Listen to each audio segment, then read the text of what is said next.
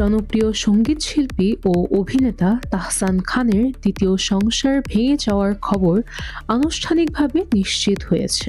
Makeup artist রোজা আহমেদের সঙ্গে বিয়ের 1 বছর পূর্ণ হতেই তাদের দাম্পত্য জীবনের ইতি ঘটেছে বলে জানান তাহসান নিজেই।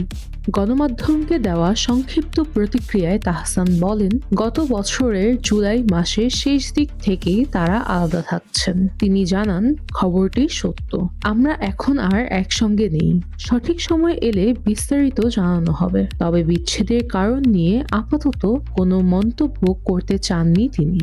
উল্লেখ্য, ব্যক্তিগত আয়োজনে তাহসান রোজার বিয়ে নিয়ে বিনোদন অঙ্গনে বেশ আলোচনা হয়েছিল। বিয়ের কিছুদিন সামাজিক যোগাযোগ মাধ্যমে একসঙ্গে দেখা গেলেও সম্প্রতি তাদের যৌথ উপস্থিতি চোখে পড়েনি। এদিকে এই বিষয়ে এখন পর্যন্ত রোজা আহমেদের পক্ষ থেকে কোনো বক্তব্য পাওয়া যায়নি।